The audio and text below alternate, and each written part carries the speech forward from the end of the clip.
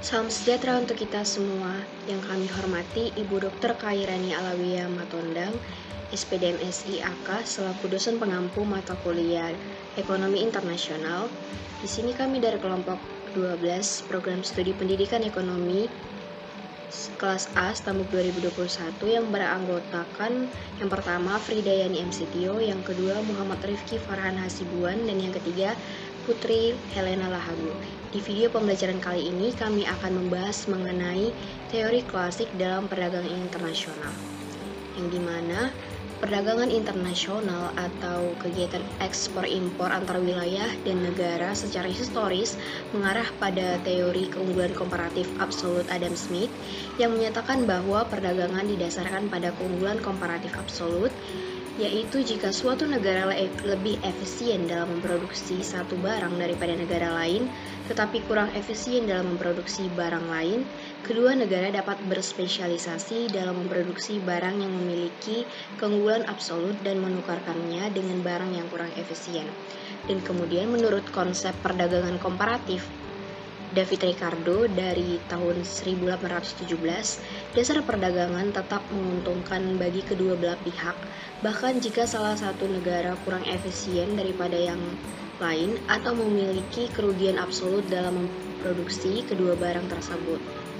Nah, sebuah negara harus fokus pada produksi dan ekspor barang dengan kerugian absolut terendah atau barang dengan keunggulan komparatif, dan mengimpor barang dengan kerugian absolut tertinggi atau barang dengan kerugian komparatif. Nah, nantinya dengan kedua perspektif ini akan memiliki konsekuensi yang berbeda untuk kebijakan perdagangan internasional suatu negara. Maka agar strategi perdagangan internasional suatu negara menjadi optimal dan berkelanjutan, maka diperlukan analisis antara kedua teori ini dan analisis mendalam yang menggabungkan konsep-konsep dan teori serta faktor-faktor lain yang relevan. Nah, di dalam video ini kami akan membahas yang pertama konsep teori keunggulan absolut, yang kedua konsep keunggulan teori komparatif, yang ketiga perbandingan antara kedua teori ini, dan yang keempat implikasi nyata dalam perdagangan internasional terkait kedua teori ini. Konsep teori keunggulan absolut menurut Adam Smith dan David Ricardo, yang merupakan tokoh teori keunggulan absolut yang mengemukakan yakni suatu negara mempunyai keunggulan mutlak mengenai produksi suatu barang karena biayanya lebih murah secara absolut dibandingkan dengan negara lain. Adam Smith menyarankan bahwa produksi sumber daya ekonomi melalui tenaga kerja merupakan satu-satunya sumber pendapatan. Menurutnya, pada intinya, teori keunggulan absolut merujuk pada kemampuan suatu negara untuk menghasilkan satu unit barang atau jasa dengan menggunakan sumber daya yang lebih sedikit dibandingkan dengan negara yang lainnya. Nah, teori dasar perdagangan internasional ini menjelaskan bahwa perdagangan internasional dapat menalurkan manfaat kepada suatu negara dengan menciptakan kondisi produksi yang menetapkan harga lebih rendah daripada negara lain yang memproduksi barang yang serupa maupun barang yang sama. Melalui penerapan mekanisme perdagangan bebas, keuntungan dapat ditingkatkan. Untuk mencapai keuntungan maksimal dari perdagangan bebas, para pelaku ekonomi harus meningkatkan spesialisasi mereka sesuai dengan keunggulan absolut, yang berarti kemampuan untuk memproduksi dengan biaya yang lebih rendah. Nah, dalam mengatasi kelemahan teori keunggulan absolut ini, kemudian ada teori keunggulan komparatif yang kemudian dikembangkan. Adapun kelemahan teori keunggulan absolut timbul dari ketidakmampuannya untuk mengatasi situasi di mana suatu negara memiliki kendali total atas semua barang yang diperdagangkan. Nah, teori keunggulan komparatif ini menawarkan solusi dengan menunjukkan bahwa meskipun suatu negara memiliki kendali total atas semua barang, perdagangan masih bisa terjadi dengan cara mengekspor barang yang diproduksi dengan efisiensi yang tertinggi. Konsep keunggulan komparatif Menurut teori yang dikembangkan dari ilmuwan Inggris yang bernama David Ricardo pada abad ke-19, sebuah negara harus mendapatkan keuntungan terbesar atau kehilangan paling sedikit dalam perdagangan internasional jika ia ingin memiliki keunggulan komparatif dengan berfokus pada produk yang paling menguntungkan dan hanya menyediakan produk yang dibutuhkan. Ketika biaya keseluruhan produksi suatu barang di suatu negara jauh lebih rendah dibandingkan biaya yang diperlukan untuk memproduksi barang serupa di negara lain, negara tersebut dapat memperoleh keuntungan dari perdagangan. Konsep keuntungan absolut ini kemudian berkembang menjadi keunggulan komparatif, yang dimana meskipun satu negara tidak memiliki keunggulan yang mutlak dalam produksi barang, namun masih dapat mengambil manfaat dari aktivitas perdagangan. Keunggulan komparatif dalam aktivitas ekonomi suatu negara menunjukkan keunggulan relatifnya dalam produksi barang dalam jumlah tertentu. Adapun beberapa cara keunggulan komparatif dapat mempengaruhi rencana perdagangan internasional, yaitu yang pertama, spesialisasi produksi, di mana sebuah negara dapat berkonsentrasi pada produksi barang dan jasa.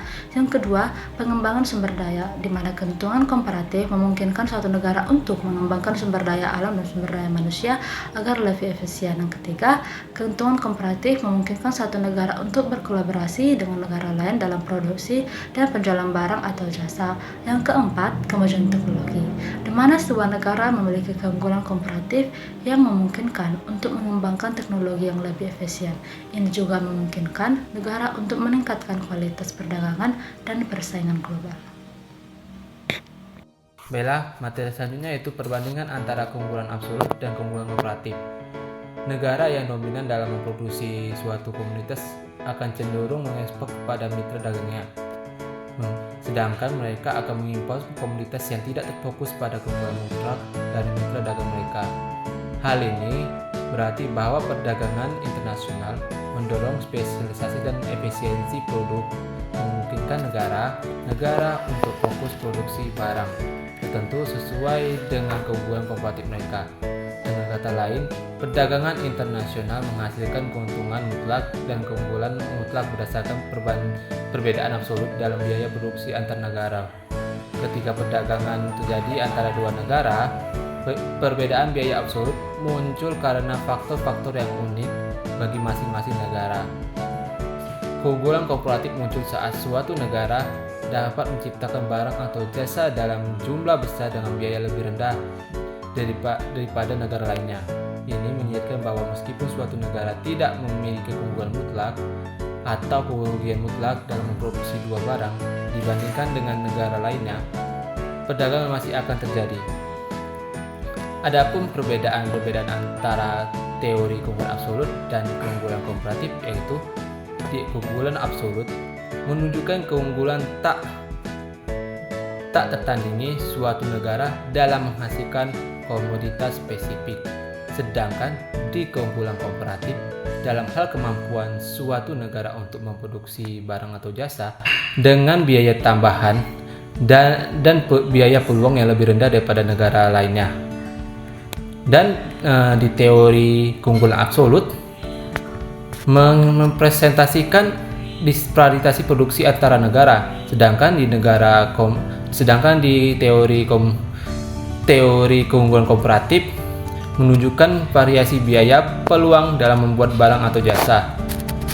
Selanjutnya perbedaannya yaitu di keunggulan absolut, dominasi ini menentukan bagaimana sumber daya dialokasikan pola perdagangan yang terbentuk dan jumlah perdagangan yang terjadi. Sedangkan di keunggulan komparatif, hal ini menjadi faktor penentu dalam arah perdagangan dan produksi global. Perbedaan selanjutnya yaitu di keunggulan absolut, absennya keseimbangan dalam perdagangan. Sedangkan di keunggulan komparatif, hubungan yang bersifat saling memengaruhi.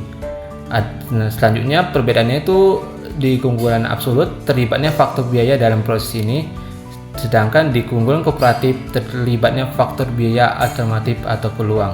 Sekian materi tentang perbedaan keunggulan absolut dan keunggulan komparatif.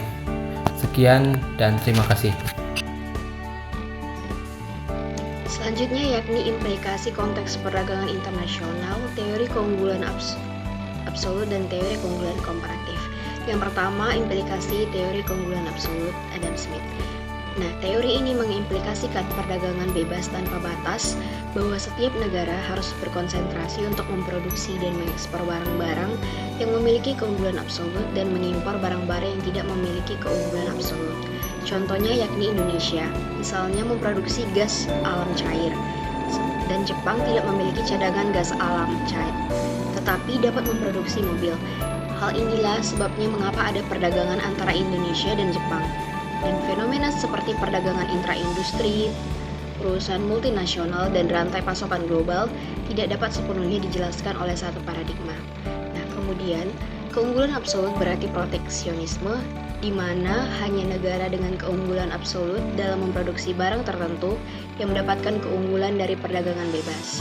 Adam Smith mengasumsikan bahwa pertumbuhan populasi akan menyebabkan pembagian kerja yang lebih besar yang akan meningkatkan produksi per kapita. Setiap perusahaan membutuhkan pembagian kerja agar dapat bekerja secara efisien. Spesialisasi tenaga kerja dapat meningkatkan produktivitas dan meningkatkan profitabilitas. Keunggulan ini mencakup persaingan di area bisnis global yang meningkatkan kapabilitas global, spesialisasi tenaga kerja, bahan dan biaya produksi yang lebih murah, pembayaran yang lebih tinggi, area perdagangan baru, arus modal, dan penciptaan produk melalui peningkatan lapangan kerja. Keunggulan absolut ini didasarkan pada kapasitas produksi yang lebih tinggi. Yang kedua, implikasi teori keunggulan komparatif. Berdasarkan prinsip keunggulan absolut, negara-negara dapat menggunakan keunggulan komparatif mereka untuk mengoptimalkan produksi dan mendapatkan keuntungan dari perdagangan internasional. Produksi global akan meningkat melalui spesialisasi internasional dalam komponen produksi tertentu yang akan dibagi antar negara melalui perdagangan. Akibatnya, tidak ada negara yang dapat memenuhi kebutuhan dengan mengorbankan negara lain. Sebaliknya, setiap negara dapat memenuhi kebutuhannya secara bersamaan. Sebagai contoh, antara Indonesia dan Korea Selatan sebagai dua negara yang disebutkan menjadi produsen komputer. Korea Selatan memiliki kemampuan untuk memproduksi komputer dengan keunggulan kompetitif dibandingkan dengan Indonesia dalam hal ini, yakni produksi komputer. Sebaliknya, Indonesia dapat memperoleh keuntungan yang lebih besar dengan mengimpor komputer dari Korea Selatan. Manfaat dari perdagangan ini terletak pada kemampuan untuk meningkatkan produksi dan konsumsi secara optimal bagi semua negara yang terlibat, sehingga meningkatkan kesejahteraan ekonomi secara keseluruhan. Negara yang unggul secara komparatif dalam sektor tertentu tetapi kurang kompetitif dapat meningkatkan daya saing sektor melalui intensif, subsidi, dan dukungan keuangan. Hal ini juga dapat dicapai melalui spesialisasi dan ekspor. Dan negara-negara dapat menggunakan teori keunggulan komparatif ketika menegosiasikan perjanjian perdagangan bilateral atau multilateral untuk mendapatkan akses pasar dalam produk unggulan mereka. Teori komparatif mendorong perdagangan terbuka dan spesialisasi dalam industri dengan biaya peluang terendah. Biasanya negara-negara menurunkan hambatan perdagangan seperti tarif dan kuota untuk mengekspor produk di mana mereka lebih unggul secara kompetitif, sementara mengimpor produk di mana mereka kurang unggul. Kuota impor dapat diterapkan pada suatu negara yang memiliki keunggulan komparatif dalam produksi barang atau jasa yang berarti biaya produksinya lebih rendah daripada negara lain sehingga meningkatkan pendapatan dan produktivitasnya. Nah, dalam meningkatnya perdagangan bisa memajukan perekonomian suatu negara dengan meningkatkan pendapatan nasional, menciptakan pekerjaan baru, serta memperlaju pertumbuhan ekonomi.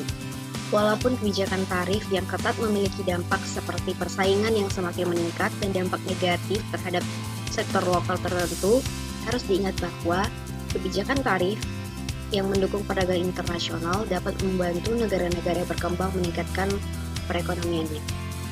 Pengurangan tarif bisa meningkatkan volume ekspor dan impor, membuka akses ke pasar global, serta meningkatkan daya saing produk dalam negeri. Namun untuk mencegah ketidaksetaraan ekonomi, lebih penting untuk memastikan perlakuan yang adil terhadap sektor-sektor domestik. Demikian keempat materi yang bisa kami paparkan. Dari keempat materi tersebut dapat kami ambil intisari dalam kesimpulan bahwa teori keunggulan absolut mengimplikasikan perdagangan bebas tanpa batas, sementara teori keunggulan komparatif mendorong spesialisasi produksi